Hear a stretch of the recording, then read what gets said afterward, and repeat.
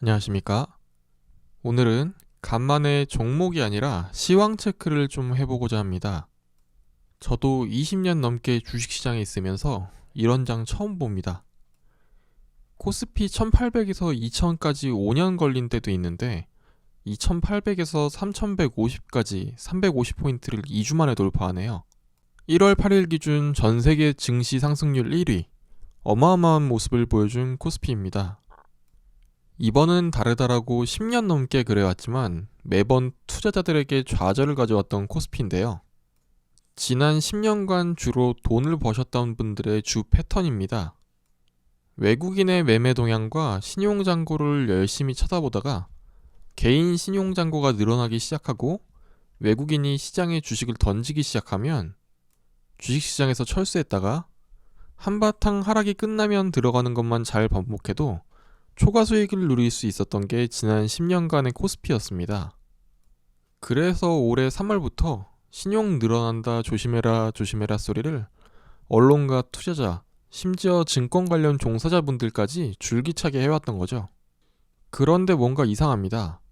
지수가 3천을 넘어가는데 신용잔고는 역대 최대치를 계속 같이 경신해 갑니다. 외국인 잔고를 확인해 봅니다. 공식이 깨지지는 않았네요. 작년에 외국인이 증시에서 24조를 팔아서 자국으로 가져갔는데 세상에 주가가 올라서 잔고가 늘어났습니다. 간단하게 요약하면 기존의 패턴 따위 가볍게 무시하는 시장이 지난 1년간 나타났다고 보시면 될 것 같네요. 어제인 1월 11일에 개인이 무려 코스피에서 4조 5천억가량을 매수했고 12일인 오늘도 거의 2조 5천억가량을 매수하면서 이틀간 7조를 매수했습니다. 외국인이 옵션 만기를 앞두고 선물 포지션을 정리하면서 기관이 이에 반대로 선물 포지션을 매도하면서 사놓은 현물을 같이 털 수밖에 없었다는 이야기가 있는데 이렇게 과하게까지 매도를 할 이유는 아닌 것 같습니다. 아무튼 엄청난 매수세가 나온 날 장 종료 후에 나온 고객 예탁금 수지를 보고 시장이 뒤집어졌습니다. 11일 당일 개인 매수세가 4조 5천억이었는데 예탁금이 오히려 4조 7천억이 는 겁니다. 쉽게 말하면 하루의 증시에 9조가 유입되었다는 이야기인데요. 사실 이 70조는 증권계좌에 유입되어 있는 단순 고객 예탁금이고요. 증권사 CMA 계좌 잔고까지 합치면 이미 130조가 대기하고 있습니다.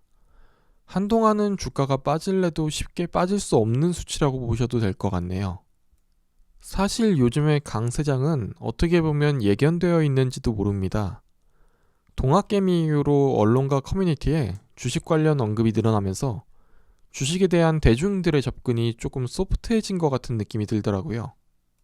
예전에는 주식을 한다고 하면 젊은 애가 약간 칙칙한 아저씨들의 취미를 좋아한다는 이미지로 쳐다봤는데 요즘은 주식 오래 했다고 하면 나도 좀 가르쳐줘라.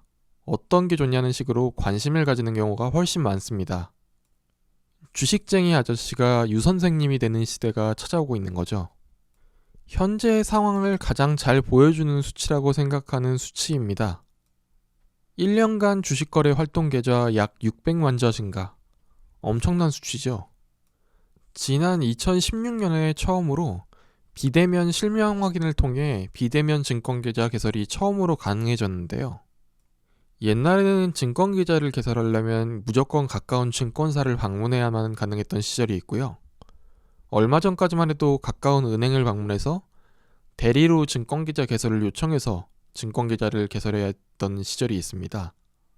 요즘은 뉴스에서만 등장하는 저 증권사 객장의 분위기를 요즘 주식 시작하시는 분들은 잘 모르실 것 같습니다. 제가 처음 증권사에 방문했을 때는 객장에 재떨이도 있었던 것으로 기억하는데요. 자, 충격적인 수치 두 번째입니다.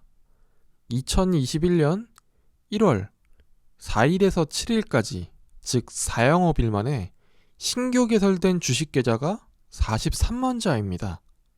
이 정도면 2007년 바이코리아 불장 때가 생각나는 정말 무서운 장인데요. 경험상 어떻게 보면 이게 시작이죠. 이럴 때는 올라타서 즐겨야 됩니다. 아는 형님들과 이야기하면서 나왔던 이야기인데요. 해외여행을 못 가고 활동하지 못하다 보니까 보복 소비에 이어서 보복 투자를 하고 있는 게 아닌가라는 이야기를 했습니다. 2019년에 우리나라 사람들이 해외여행 가서 사용한 지출액이 총 30조 원인데요. 2019년 해외여행 중 출국자 수가 중복을 합친 게 2,870만 명 정도, 2017년 기준으로 통계당 중복으로 가는 사람이 2.7회 정도 간다니까 해외여행 가실 형편이 되셨던 분들은 1인당 연간 300만원씩 계좌에 가처분 소득이 남는 중입니다. 가족이 많으신 가장분들 같으면 저렇게 차를 바꾸신다는 분들도 계신데 청년이나 2인 가족 같은 경우에는 어떨까요?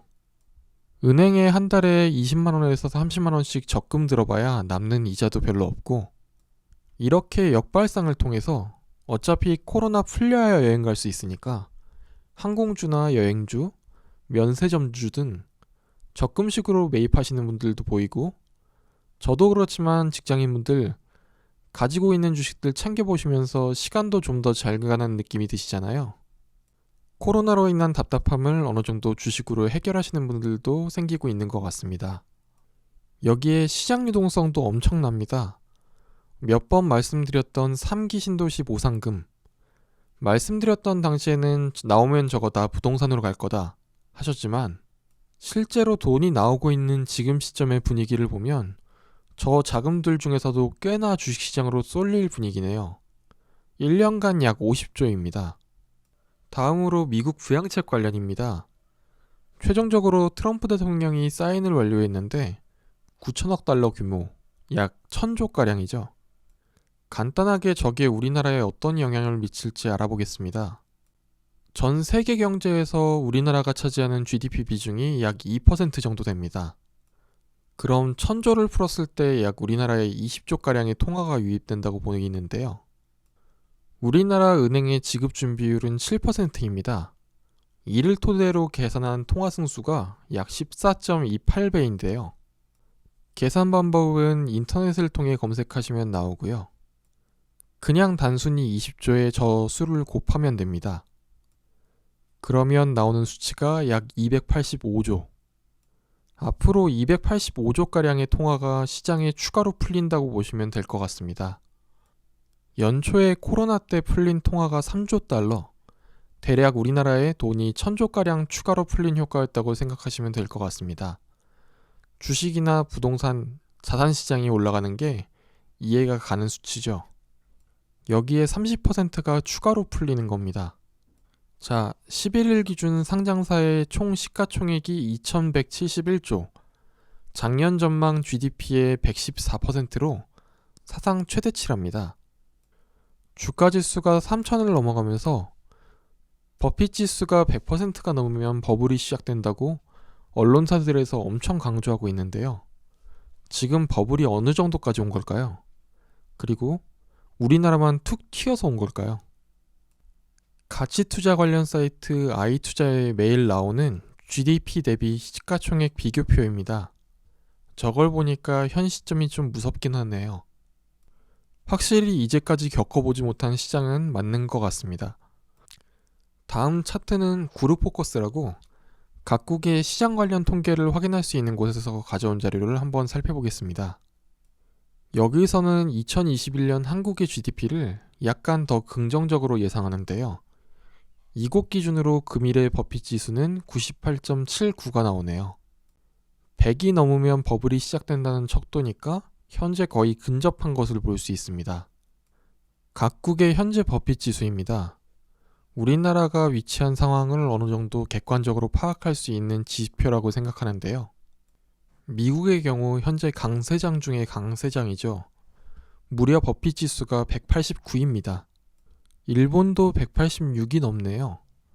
100도 안 되는 우리나라 증시에 비해서 2배 가까이 고평가받고 있습니다. 중국의 경우 66.38이 나오네요. 개인적으로 중국의 저 수치는 중국 주식시장이 저평가받고 있다기보다 국가 통계 같은 걸로 GDP를 워낙 속여와서 저 정도면 우리나라 정도로 평가받고 있는 게 아닐까 예상해 봅니다. 그렇다면 역대 수치로는 어떨까요? 강렬했던 2007년의 불장이 역시 GDP 대비론 1위네요. 126.1. 기초체력에 비해 주가지수를 확실하게 땡겼었던 때는 맞나 봅니다. 현재 지금 시점이 98.79인 것을 감안하면 말이죠. 미국의 경우 역시 이번이 최고점인데 이번 이전의 최고의 불장은 2000년대 초반 IT 버블 때였습니다. 현재 그 수치를 가볍게 넘어선 상태인데요. GDP에 패드가 시장에 풀어버린 돈을 합치면 현재가 2000년 버블 수치에 딱 근접해 있다는 시각도 있습니다. 이런 관점들이라면 아무래도 코스피도 상승 여력이 어느 정도 남아있는 거 아닐까 싶은데요. 대략 20% 정도 남지 않았나 예상해 봅니다. M2 기준으로도 거의 비슷하게 나오네요. 역대 최대치 대비 20% 정도 낮은 수준입니다. 현재에서 20% 정도면 3,800선 정도가 최고점일 건데요. 올해 일어날 IPO 등을 계산하면 3,800선 이하에서 최고점이 나올 확률이 높아 보입니다. 현재 시장이 워낙 좋아서 가지고 있는 종목들을 체크해보면 지수에 비해 시장에 소외되고 있는 거 아닌가 불안해지지만 앞으로 시장을 계속 체크하면서 저평가받고 있는 부분과 전망이 좋은 부분을 계속 찾아나가야겠습니다. 오늘도 영상 시청해주셔서 감사합니다. 이번 주 남은 기간도 성공 투자하시기 바랍니다. 감사합니다.